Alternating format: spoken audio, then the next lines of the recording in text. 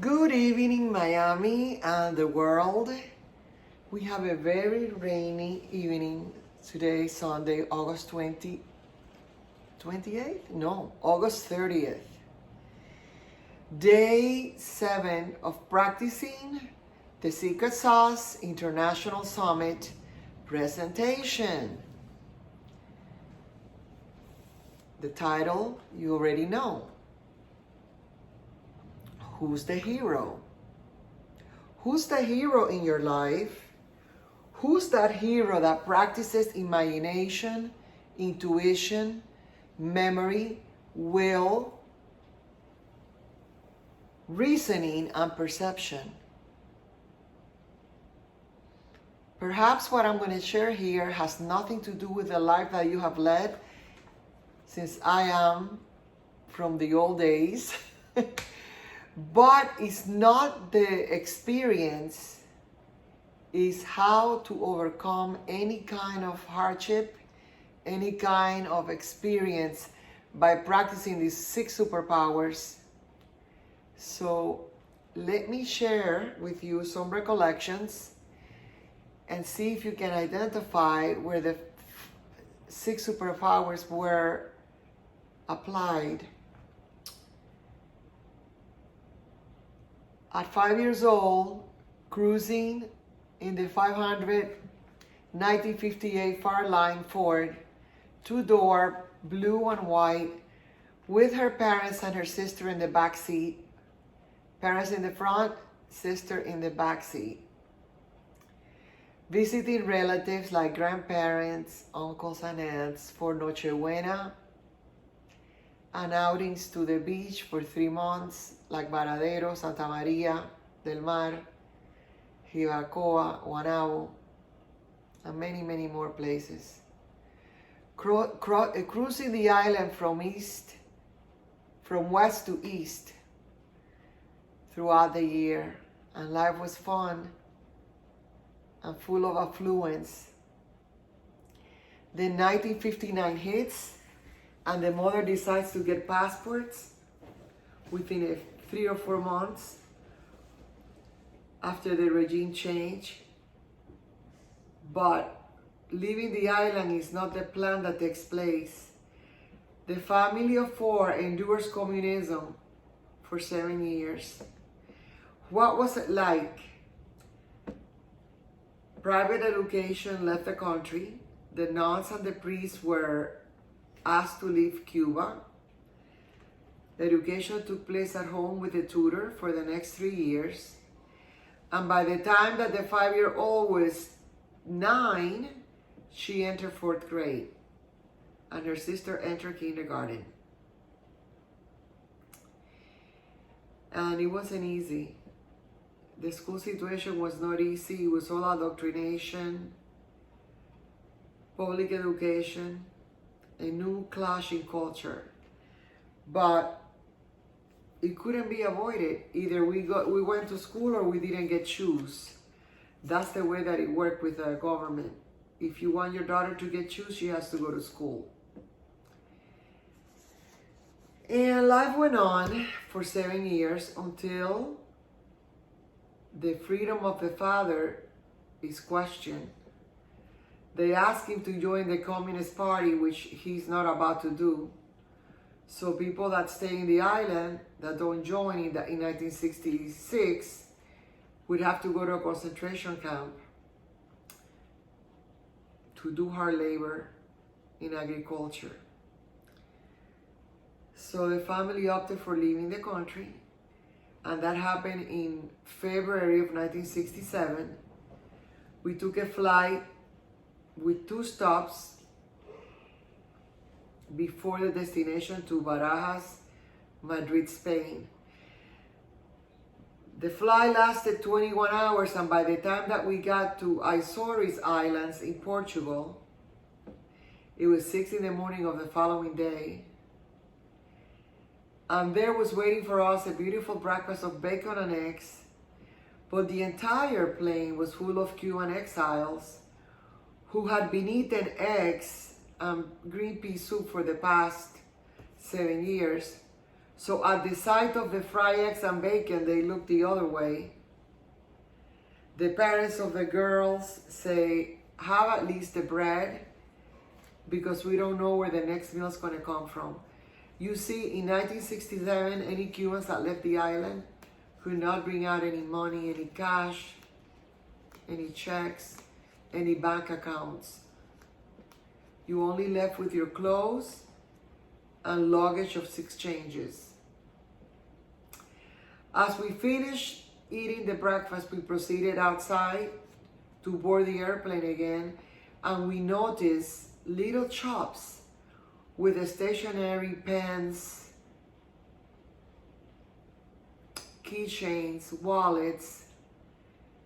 And the older girl, who was 13, started looking at the window cases. The father got closer to her and said, don't worry, you will have that someday. See, what I didn't tell you was that when they were exiting Rancho Boyeros, La Habana, Cuba airport, they do a search before you board the plane, and if you have any jewelry or gold with you, it's confiscated.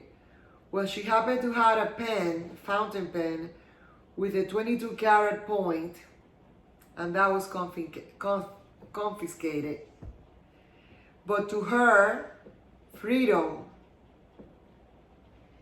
living in a country without communism was more than just a pen. So it was insignificant at that moment, until she saw pens on that window. They get back in the airplane, propeller airplane from the 1930s, Cubana de Aviación. Like I told you, it was full of Cuban exiles, and the crew, the flying crew, was from Slovakia, what they used to call back then Czechoslovakia. And we flew for another 5 hours into Paris. Can't recall the name of the airport that we landed at, but what I do remember is the bus ride across the city of Paris. There were so many fruit stands, and all the exiles in that bus yelled out, peras, uvas, manzanas, pears, grapes, apples. You see, we had no fruits in the island since 1959. Only the farmers that grew pineapples and mangoes and tropical fruit, but the fruit that came from the United States we didn't have. So at the sight of apples, grapes, and pears, the exiles in that bus were experiencing affluence and freedom, and they could not help but show their enthusiasm for being free once again.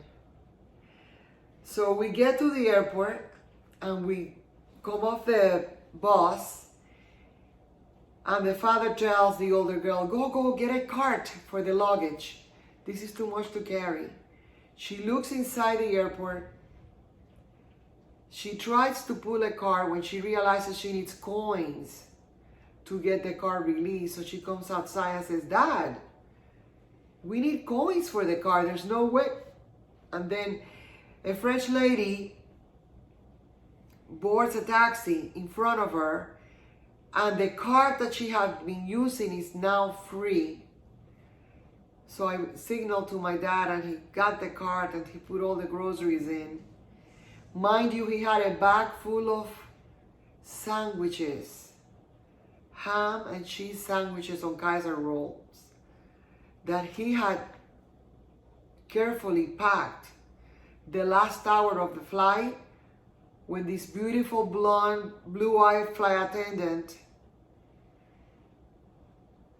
beautiful girl with a shaggy bob, is passing this huge tray of sandwiches. And the father takes a plastic bag and he stuffs like 10 sandwiches in there. And the flight attendant wasn't happy. Sir, one per person. My father smiled, made a knot on the bag, and put it inside his coat. So that day in Paris, at Orly Airport, we had no money, but we had a cart to carry our luggage. We had freedom, and we had sandwiches to eat, and that was enough.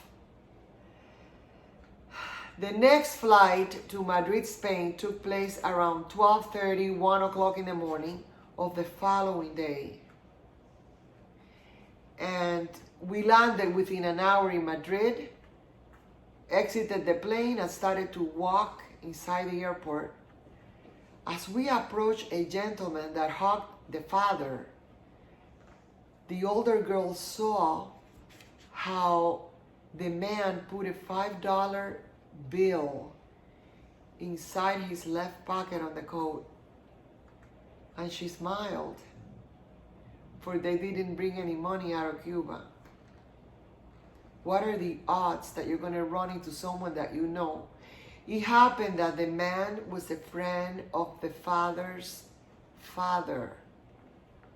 He was a friend of the girl's grandfather in Cuba. And he had been in Madrid for 4 months, and he was handling a boarding house, but it was full to capacity, so he offered the father to take the family to another boarding house.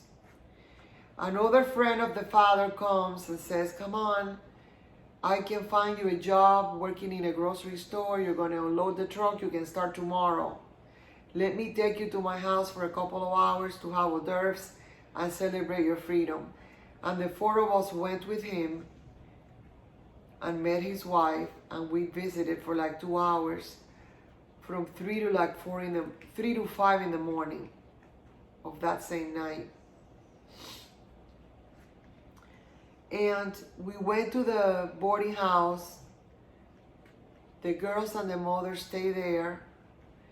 The father went to work the next day, and the next day until a week passed, and their work was so hard that he told his friend, I don't think that I can endure unloading the truck. It's too much for me. So by contacts and friends, they found him another job with a new Swedish company called Liver Plastics, where he was going to be a salesman, what he knew how to do in Cuba. But one thing happened, that Dad had to be relocated. He had to go to a different province, this time Valencia, and he was there for 5 months while the girls and the mother remained in Madrid, going to the public diner for lunch, for all they could afford was to cook a meal a day. And that's how they managed until the father made enough to put an apartment together and sent for them to move to Valencia. And life went well. They had food, they had a roof, they were in a free country, and they were becoming a culture by the language. They were starting to speak Castilian, they had friends, they went to the movies, they went to the theater, they went to the Lyceum, they went to parties, they went to the beach with their Spanish friends. Until one day in March, after the great festivities in Valencia called Las Fallas, where Delia had such a great time with friends and her parents and her sister, she was told by her father that she was to fly to the United States alone, because all they could get her was a student visa. It's what we call in the 60s a Peter Pan child, a child that comes to the United States from Cuba to go to school, and they go with foster parents. The good thing was that the foster parents were relatives of the family. They were the uncle and aunt of the mother. So they were not strangers, even though she didn't know them that well. Last time she saw them, she was only 4 years old in 1959, and now she was 13. So she boards the plane, gets super sick on the ride, lands in New York 8 hours later, a La Guardia. A nun approaches her and says, do you have your luggage? No, I don't. Let's go get your luggage. What did you bring? My suitcase, a guitar case with a Spanish guitar inside, and a big box about 36 inches with a Virgin Mary in it. Well, let's look for it. The nun took her inside the LaGuardia airport, bottom floor, and they had this huge room packed with luggage where you could hardly walk.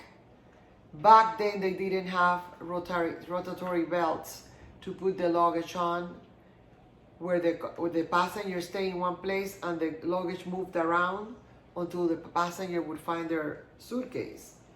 Everything was scattered all over the floor. I would say 500 to 600 pieces of luggage at least. Within 15-20 minutes, the luggage was found and recovered, and a bellboy put it in the bus compartment, destination JFK. It was past 6 o'clock, so now the airplane to Miami was missed.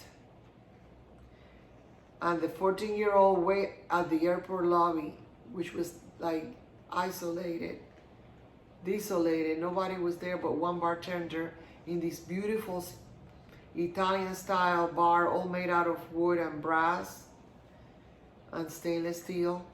Nobody in sight but Delia. So she waited for 5.5 hours, dehydrated, hungry, thirsty. And then she remembers that her mother had given her a $20 bill. So she approaches the bartender and asks for a Coke. And soon after comes the nun again, another nun, and says, come on, your flight is here at 11:30 at night. So when she arrives in Miami, the family is going nuts. The picture that they have of her is like when she was 4, not 14. They bring family members that had seen her at 9 and 10 to see where Delia was, because she was supposed to arrive at 9 p.m. and it was now 2 in the morning and no sight of her. So finally she finds her family. They put her luggage in the car and they drive to Miami Beach.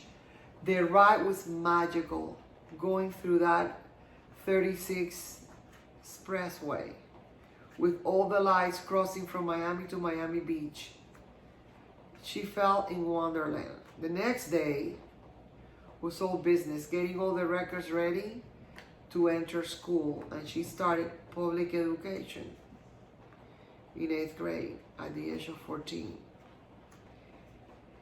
And life went on, and then she went to private school, and then she went to college, and she got an education. When those 7 years went by, she's now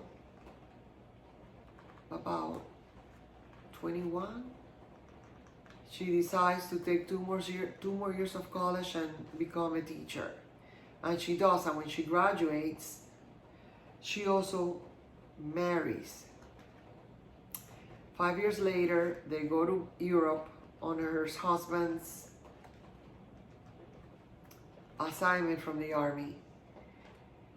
And while they're over there, they have their first child, and then they return back to the States, and the second child is born, and 25 years go by. Life wasn't bad. Kids were great. They were great, two great people, but they drifted apart. And by the time Delia turns 49, there's a huge retirement explosion. That's what I call it.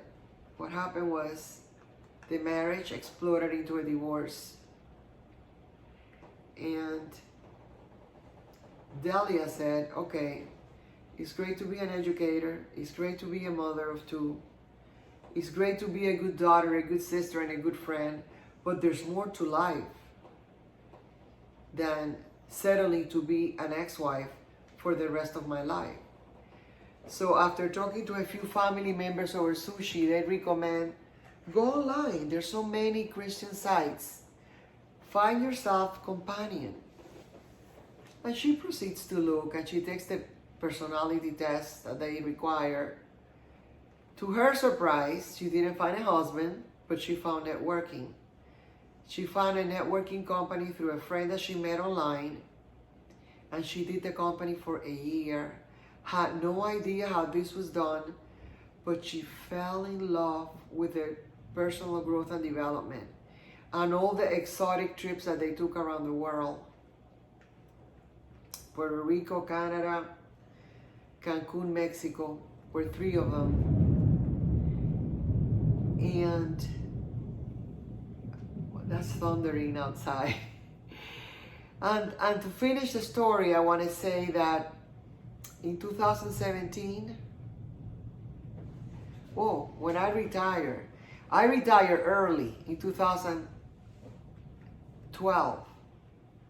It's like the classroom got to be too small. Didn't want to be a teacher anymore. I had gone through the company, practicing personal growth and development, sales, and marketing. And after returning back into the classroom for 6 years, I decide this is not for me anymore.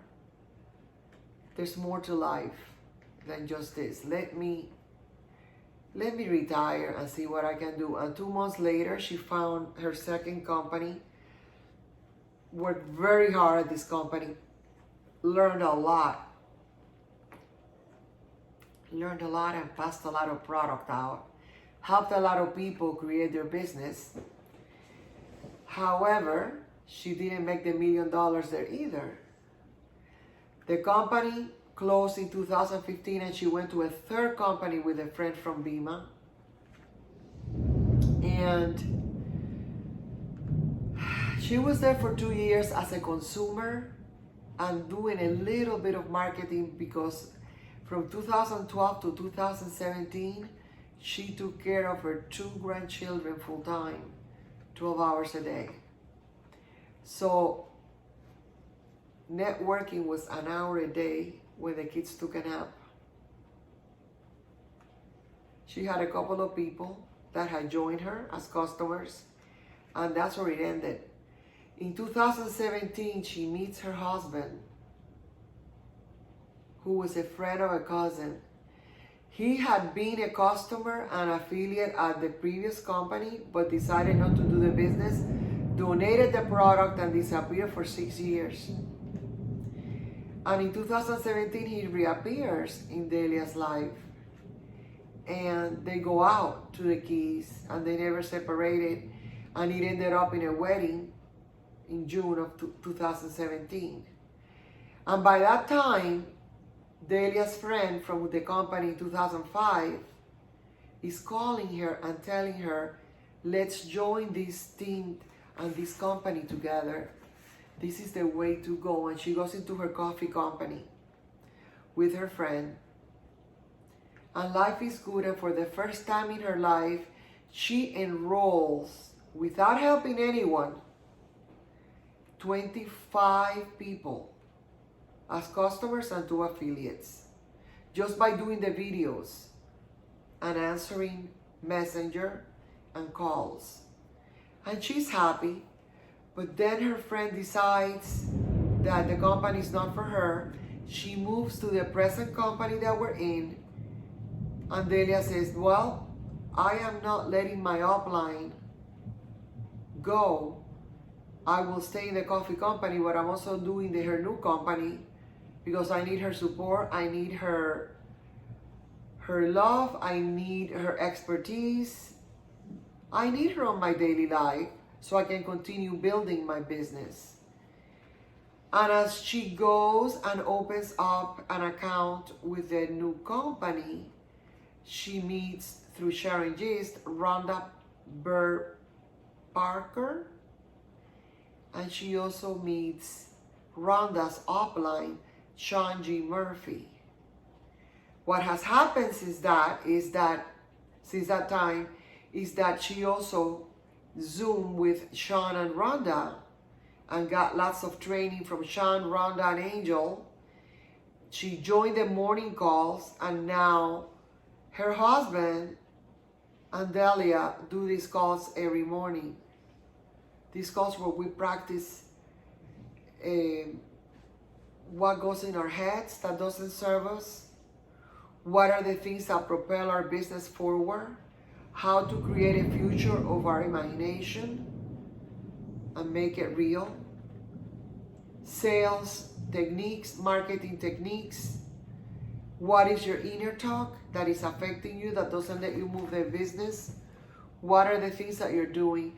And then Sean created the secret sauce to train us on the self-talk, the values, and many other things. And after that first session for Secret Sauce, he decides, let's put a summit together, an international summit where people can speak from several countries around the world about their progress. And this is why I'm here, because he decided that we're all going to have a little presentation, an hour or less, to tell about our stories, our progress, and our experience in this industry, or anything that we want to talk about. I chose my life because I talked about the 6 superpowers at the beginning of the presentation. And I think that I had them all along, just like I read in the book, that we are born with this, but we forget to use them. So as you revisit your 5-year-old age, your teenager years, your 20s, your 30s, your 40s, your 50s, your 60s, I am sure you have plenty of instances where you use those powers. But what makes a person successful, another not, is not living, practicing those 6 superpowers. So I would like to leave my presentation with a quote from a graphic designer that I read about last week in a decorating magazine. Her name is Ria Kawakubo, and she gives the definition to courage. Courage is the capacity to face life in a brave and fearless way. Courage is taking risks. It's about letting your imagination soar, willing to stand out, even as you stand alone. I hope that my story has touched your heart. I hope that you find it with you to see who the hero is inside you, so you can realize what purpose you came to this world for. Because when you have purpose, when you have a goal in life, you live a more fruitful life, full of love and joy. If you want any information on the 6 superpowers and how to apply them daily, you can email me at Delia, DELIA .Peruyera, PERUYERA @gmail.com. May God bless you all. Till next time.